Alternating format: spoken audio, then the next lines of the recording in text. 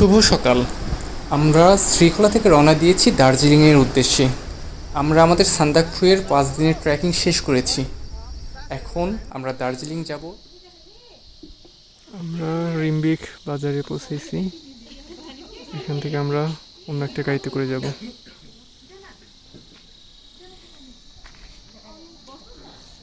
তো এখানে আমরা এন্ট্রি করতে হচ্ছে পুলিশ চেক পয়েন্টে।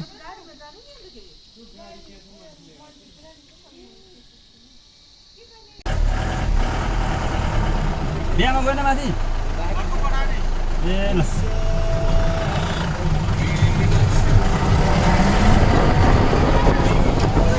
मार्को दिने मार्को पनि पाप लाग्दैन भने चाहिँ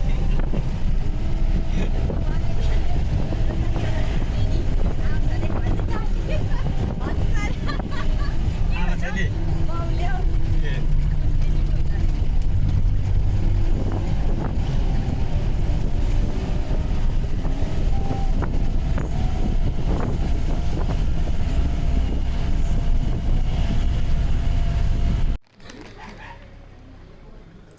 দার্জিলিং যাবার পথে আমাদের জিপটি ধোত্রে বাজারে 10 মিনিটের ব্রেক দিয়েছে। তো আমরা জিপ থেকে নেমে একটু ধোত্রে বাজারটা এক্সপ্লোর করার জন্য বের হলাম। আপনারা যারা সান্দাকফু যেতে চান তারা মানেভাঞ্জন দিয়েও যেতে পারেন, আবার ধোত্রে দিয়েও যেতে পারেন। দুইটাই হট ডেস্টিনেশন।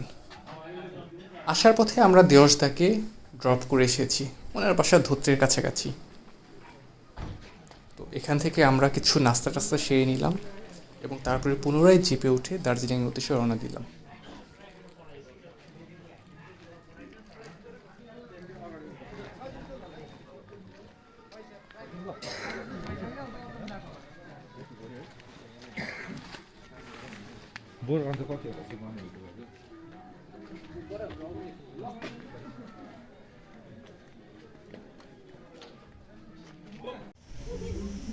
সান্দাকফু ট্র্যাক শেষে একটা লং জার্নি শেষে যখন দার্জিলিং পৌঁছালাম তখন এতটাই ক্লান্ত ছিলাম যে আমরা হোটেলটা ভাড়া নিয়েছি এবং হোটেলের অভ্যন্তরীণ ভিডিও সব কিছু করতে আমরা ভুলে গিয়েছিলাম। তো অবশেষে আমরা হোটেলে ফ্রেশ হয়ে রেস্ট নিয়ে রাত্রে খেতে বের হলাম আসলাম বিরিয়ানিতে। খাবারের প্রাইস অনেক কম ছিল এবং টেস্ট ছিল অনেক ভালো। পরের দিন সকালে আমরা এসেছিলাম জয়ের বিরিয়ানিতে। এখানে সকালে পরোটা, মাংস, ডাল এবং অন্যান্য সবজি দিয়ে পেট পুরে খেলাম। খাবারের মান অনেক ভালো ছিল, প্রাইস রিজনেবল। আসলাম বিরিয়ানি, জয়া বিরিয়ানি কাছাকাছি। আপনারা এখানেও ট্রাই করতে পারেন, একটা হোমলি এনভায়রনমেন্ট আছে।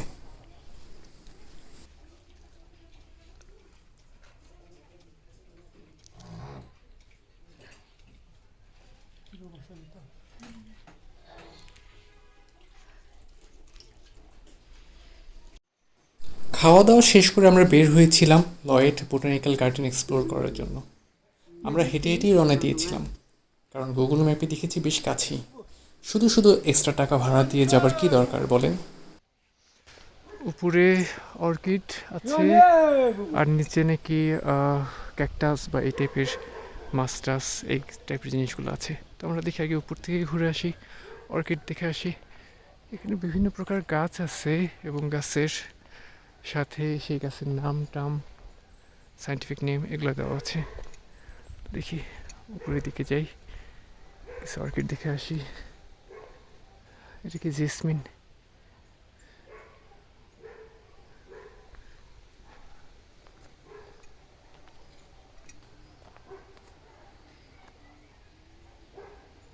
এটা ট্যাক্সিস। ওই আমরা আসার পথে যে পাইন গাছ দেখছি সেই পাইন গাছ সম্ভবত। আচ্ছা, এরকম অনেক গাছ আছে, সবগুলো তো আর দেখানো সম্ভব না। দেখি আমরা কিছু অর্কিড দেখবো।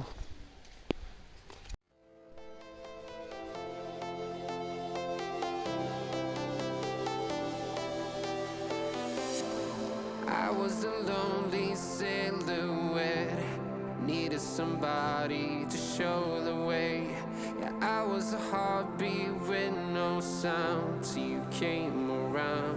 Yeah, you showed me colors, light in the darkness. You were the only thing I needed. Then we got older, but we stayed the same. Swear that we never lost the flame. nostalgia. You're an echo in my head. Oh, nostalgia, like a symphony of our memories. Oh, nostalgia, don't you ever slip away. Oh, nostalgia. এই গার্ডেনটা বেশ বড় ছিল, এখানে আমরা অনেকটা সময়ই ছিলাম। আর এত বেশি উদ্ভিদ যে সবগুলো যদি দেখাতাম ভিডিও বেশ লম্বা হয়ে যেত, তাই সব দেখানোও পসিবল হচ্ছে না। তবে হ্যাঁ, বেশ ভালো লেগেছে এখানে। আর ওই যে দূরে দার্জিলিংয়ের সব বাড়িগুলো, এটাই দার্জিলিংয়ের একটা সৌন্দর্য।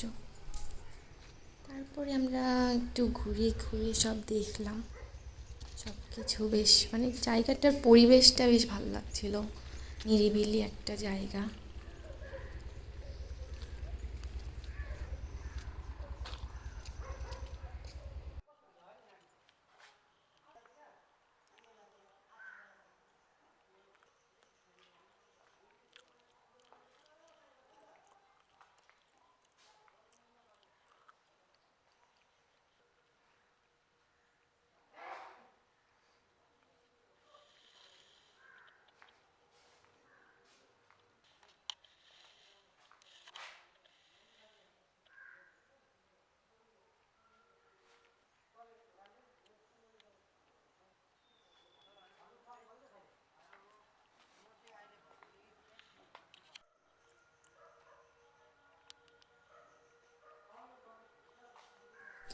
ফুলের গাছগুলো তারা মূলত গ্রিন হাউসে রেখেছিল। এখানে বেশ কয়েকটা গ্রিন হাউস আছে, আর এক একটা গ্রিন হাউসে এক এক ধরনের ফুল রাখছে তারা।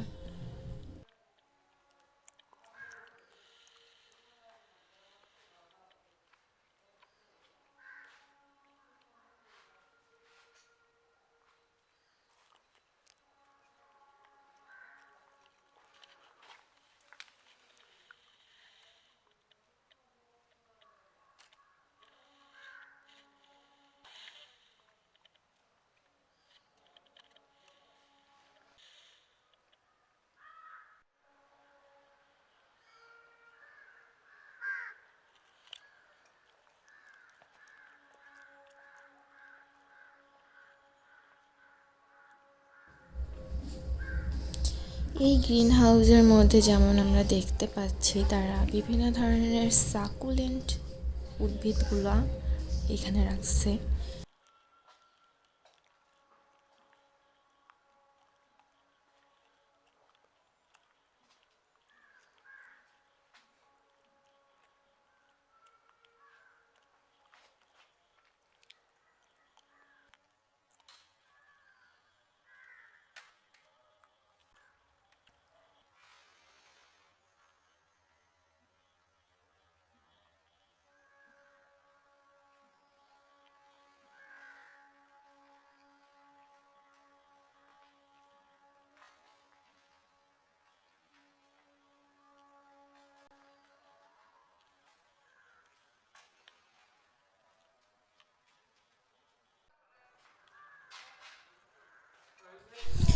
এই গ্রিন হাউসটাতে আমরা দেখতে পাচ্ছি বেশ সুন্দর সুন্দর ক্যাকটাস ছিল।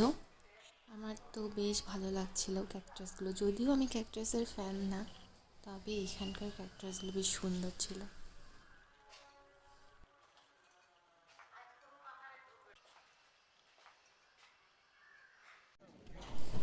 বোটানিক্যাল গার্ডেন দেখে ফেরার পথে আমরা আমাদের লাঞ্চ সেরে নিয়েছিলাম এবং রুমে এসে কিছুক্ষণ রেস্ট নিয়ে আমরা একটু আশপাশগুলো দেখতে বের হয়েছি। এরপর আসলে তেমন কোথাও যাইনি, জাস্ট আশপাশেই।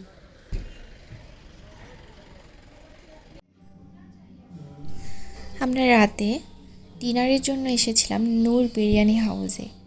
এখানকার পরিবেশটা বেশ সুন্দর এবং অনেক সাজানো গোছানো। আমরা মূলত আমাদের খাবারের জন্য মুসলিম রেস্টুরেন্টগুলোতেই গিয়েছিলাম, আর যেখানে আমরা মুসলিম রেস্টুরেন্ট পাইনি সেখানে আমরা ভেজ আইটেমগুলো খেয়েছিলাম।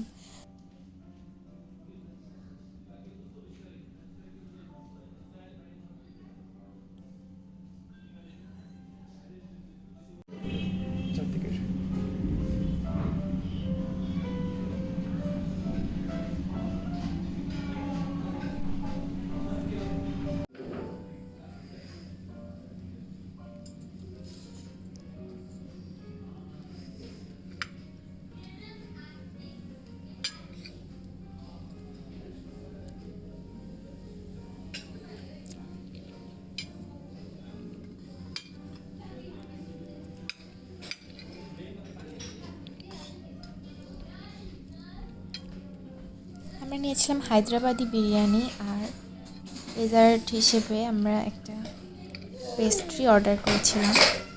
বেশ মজাই ছিল। বিরিয়ানিটা এভারেজ, একটু ড্রাই, তবে পেস্ট্রিটা ছিল অসাধারণ।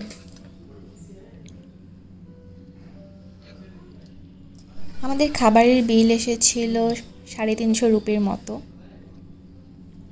খাবারের দাম খুব একটা বেশি না, পরিবেশ অনুযায়ী আমি বলবো অনেক রিজনেবল।